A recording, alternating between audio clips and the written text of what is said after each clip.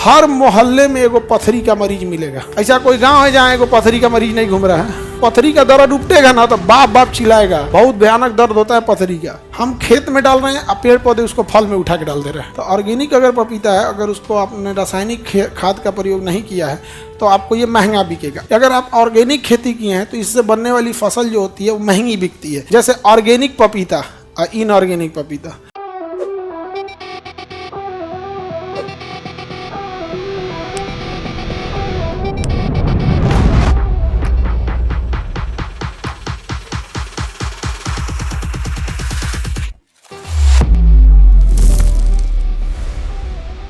फसलों की पैदावार को बढ़ाने वाला क्या कहलाता है? उर्वरक।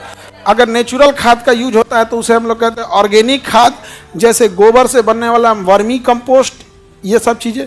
लेकिन अगर आर्टिफिशियल यूरिया पोटास ये सब डाल रहे हैं तो इनऑर्गेनिक। अच्छा होता है ऑर्गेनिक और नुकसान करता है इनऑर्गेनिक। तो उर्वरक क्या होते हैं भैया? फसलों में अच्छे विकास के लिए पोषक तत्वों को देने के लिए किसका प्रयोग करते हैं? उर्वरक।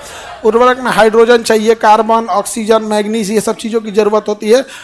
उपयुक्त पोषक तत्वों में हाइड्रोजन, कार्बन, ये सब की चीज़ों की क्या होती है? जरूरत होती है। इसी के लिए हम लोग उर्वरक का प्रयोग करते हैं। उर्वरक दो टाइप का होता है, एक जैविक उर्वरक, एक अजैविक। अजैविक मतलब रासायनिक उर्वरक। रासायनिक उर्वरक का प्रयोग अभी ज़्यादा हो रहा है। जैविक उर्वरक यानी ऑर्गेनिक इसमें कम हो रहा है। गोबर हो गया, मल मूत्र हो गया, जानवरों के अपशिष्ट पदार्थ हो गए, सड़ा गला पत्तियाँ हो गई, भोजन हो गए, इन सब चीज़ों को सड़ा गला के उसके बाद जो खाद बनाते हैं वो ऑर्गेनिक होता है।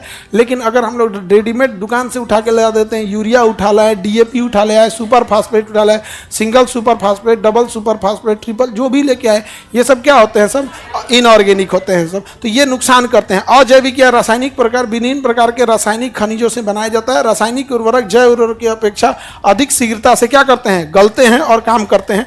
लेकिन एक आगे समय जाने के बाद ये क्या करते हैं? नुकसान करते हैं। तुरंत अगर आपको रिकवरी चाहिए तो क्या चाहिए? इनऑर्गेनिक। और देर में चाहिए तो ऑर्गेनिक। ऑर्गेनिक में थोड़ा पैदावार शुरुआत में कम होता है, लेकिन बाद में जाके क्या हो जाता है? ठीक हो जाता है। शुरुआत में ठीक गड़बड़। इसमें एक फ़ायदा ये है कि अगर आप ऑर्गेनिक खेती किए हैं तो इससे बनने वाली फसल जो होती है वो महंगी बिकती है। जैसे ऑर्गेनिक पपीता और इनऑर्गेनिक पपीता।